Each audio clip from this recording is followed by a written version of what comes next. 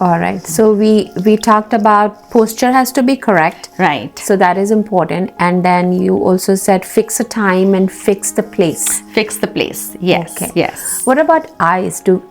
Should they be shut, like close eyes or open eyes? Get distracted. Okay. Right, because you'll be looking at the painting around or the ceiling or things like that. But some people do find it hard to close their eyes. It could be due to a trauma, it could be for some other reason, maybe it's hard to focus. Then just soften your gaze. Okay. Soften your gaze and then meditate. In fact,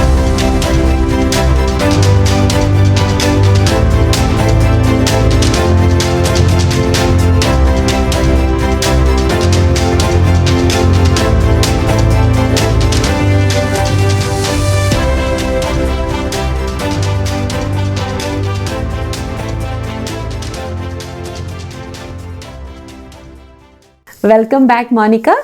thank you, Sanjana. Lovely to come back here. Yeah, I'm so glad you made it again. We are here talking about meditation, and I've tried meditation myself, and I have always had so many questions. You know how curious I am, but I also feel like my questions could be someone else's questions too. True.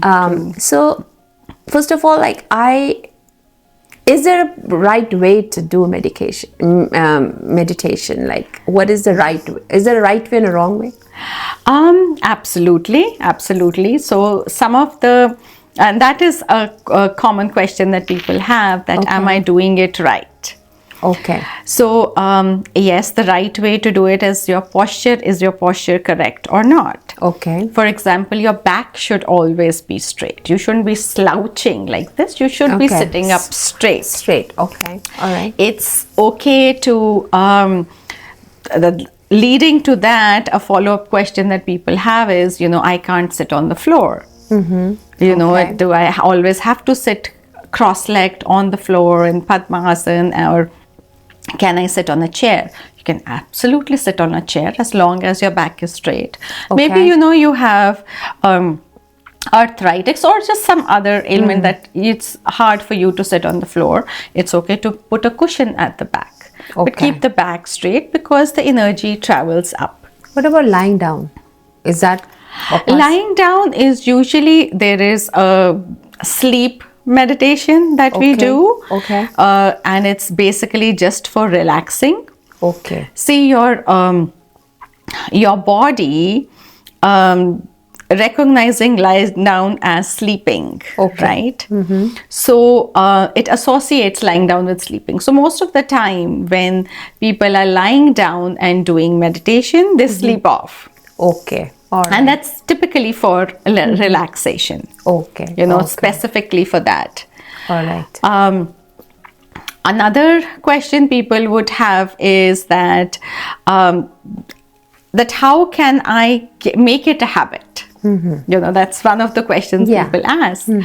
Well, I would say that, like, when you start any other regime, whether it's like, say, going to the gym, usually you pick a time to do that. Okay. So if you have a certain time fixed for yourself for meditation, it's wonderful, because then you know that, okay, yes, 8 o'clock in the morning, I am going, that is my meditation time. Okay, so fix a time. Fix a time. Okay. And it's okay, even if it's just 10 minutes in the morning. Okay. And to add to that, fix a place for that. Okay. So maybe in your office, in your house, it can be a small corner. Just maybe a blanket, a cushion. Some people feel that if they have a picture of a deity, an angel, around, they suddenly feel calm and they meditate easily. It doesn't have to be that. Okay. It just has to be a calm corner where you can sit down. It has to be the same corner. It has to be the same corner. Okay. Because it's like this: when you sit on your bed, your body associates the bed with sleeping. Yeah. So in fact, some people find it hard to work sitting on their bed. They feel sleepy. Yeah. Right? Because the body's association and response to sitting on the bed is feeling sleepy. Yeah. So if you have a time and if you have a place for meditating, it's easier to make it a habit. Okay.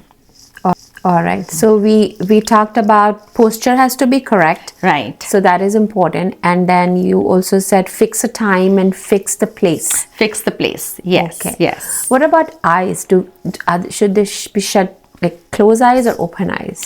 So ideally eyes should be shut because, otherwise if they're open, you're going to get distracted. Okay. Right? Because you'll be looking at the painting around or the ceiling or things like that. But some people do find it hard to close their eyes. It could be due to a trauma. It could be for some other reason. Maybe, it's hard to focus. Then just soften your gaze. Okay. Soften your gaze and then meditate. In fact, there are some meditations like some Buddhist meditations that encourage you to open your eyes and meditate. Okay. Because they feel that meditation is not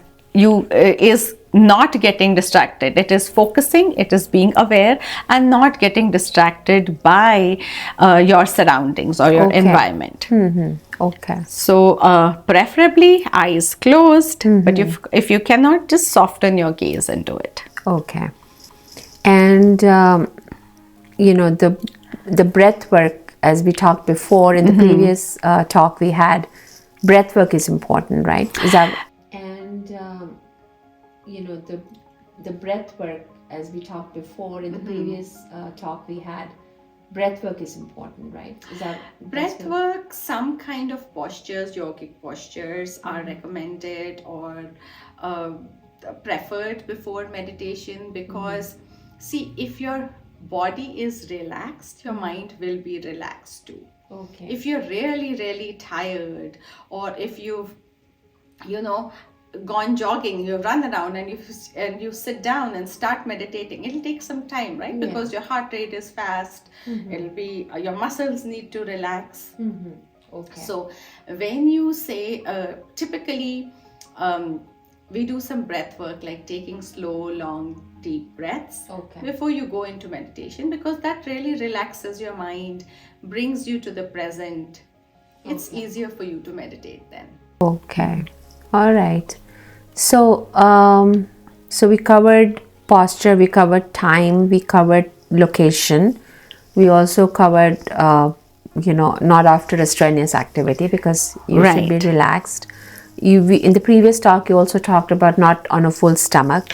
Yes, absolutely. Not so a light stomach, and yes, the timing. That reminds me of some people ask, what is the good time to meditate? Okay, good time is early morning when oxygen levels are really high. Okay. And your mind is fresh. You're not thinking of the 100 things that are going around you. Okay. Right? The environment is also a lot calmer. Early mornings are really good. Or, at dusk before sun is setting. That's a good time. Some people like to meditate at night before they go off to sleep. Okay. I would say that again, what is your goal for meditation, and why are you meditating and how long? Because some people do tend to get overstimulated if they do a meditation at night, and they find it hard to sleep. Okay. So, see for yourself, what kind of meditation are you doing? Okay. What is the purpose? If it is if the purpose was anxiety relief and the meditation you have done has calmed you, at some level has also triggered some memories, then you need some time to calm yourself before you go off to sleep. Okay. All right. So these are some of the factors or common questions people have. Another thing that people sometimes say that I've been meditating for a while, and this meditation is not working for me anymore. It seems like I've plateaued, or it's not giving me the desired results. Okay. So why is that? Okay. The answer to that would be that, again, see what's the purpose and what kind of meditation are you doing. Your purpose is anxiety relief and you are doing chakra meditation. It might not just focus on or help you with just calming down and letting go of your triggers. Okay. If you're not doing it properly, or if you're not doing it enough for enough amount of time. Okay. Or even at times, when people talk about chakras or energy centers, they are focusing on the top ones, where which are associated with enlightenment and intuition, and they've been over activated and overbalanced. So balanced. That is why. So there is a chakra which is like the stress is somewhere in the tummy area, right? So below the navel. Yeah, yes, so that's where you should focus on if you're stressed, right? That is, it really depends what kind of stress it is. Okay. That, yes, carries the stress and trauma. Okay. But if your stress is about how am I going to survive? Am I making enough money? Okay. Is it about childhood trauma? Then it would be the root chakra. Okay. Which is the base of the spine. So it depends what it is.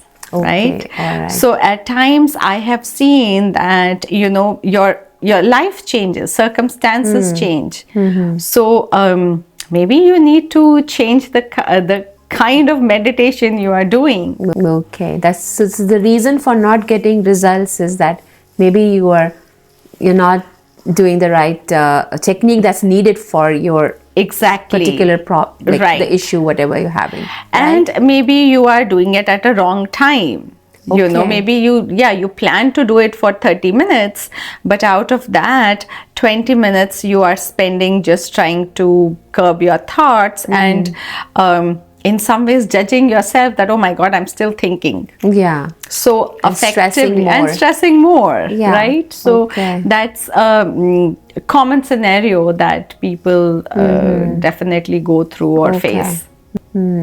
So what I'm understanding is on this question that you just now answered, that if you are doing it, you should not be worried about the results. Be patient, right? Take your time. Like, it's going to take some time. And if it is not working, then maybe either you're doing the wrong technique or you are not spending enough time. Right? Yeah, any of those. So maybe consult a professional, get some guidance, why it is not working. Okay. So there are so many kind of techniques. These days, I feel that sometimes there is overstimulation of energy as well. Okay. Like people have, they have a regime, especially after COVID. This has been solely my experience, because when I work with clients for energy healing, they have started meditating, and so they meditate in the morning, then they have this meditation app, and then they go to work and work. At the workplace they are offering some wellness sessions as well, where meditation happens as well. So sometimes it's too much for them to handle. Okay. There is overstimulation of that energy. Now that energy that is overstimulated needs to be balanced somehow. Yeah. Right? So that is a common scenario also that many people face. Okay. So some moderation has to be there. Yes, right? exactly. It's maybe too much of that happens. Exactly. Like, sometimes we have too much sugar in our body, right? Or a child is overstimulated by the environment, too many toys, right? It's the same thing with us. It's overstimulation of our energy. So do things in moderation. What is working best for you? For everybody, a different technique or different regime would work. Yeah. It's like one size doesn't fit all, right? Absolutely. So we have to make it our own. And that probably, I would say, take your time thinking about, is it working for me? Or maybe I need to shift it a little bit, or Right. consult somebody who is, can guide better on what is Absolutely. happening. Right, Like, right. and then maybe there's some questions you can get answered and those kind of things, right? Right, Yeah. absolutely. Okay. Yes. All yes. right. That's like anything else. Like you Like want anything else, to absolutely. do like fitness classes. Sometimes you need some expert guidance. Right, Where right. like which side of which muscle, and how many repeats do I have to do to stay fit, and Right, what right. is my diet, or those kind of things, right? Absolutely. And then, Yeah. when you join a fitness class and then maybe, you have an injury. Yeah. Then what do you do? Yeah. Right? You can still go to the class, but there might be some Modifications, So it's yeah. the same thing here. You are meditating for a certain reason, but then life happens. Yeah. Yeah. So then maybe they need to switch something. Maybe you need to work on letting go than on something else that you have been working on, Yeah, right? yeah. Maybe you have been accumulating a lot of stress and you need to let go that. Yeah. A lot the emotions that you're experiencing. You need to be aware of them and not deny them. Yeah. So there's a lot that There's goes a lot into that goes yes. into that. Yeah, Wow. yeah. Okay. But anybody can do meditation. You have to find out which one works best. Okay. I would suggest that it is like any other habit. Yeah. Make it a habit. You have to be consistent. You have to be positive. You have to be determined. And you could do something like one of the things that people ask is, how can I make it a habit? Is by habit stacking. Have you heard of that term? No.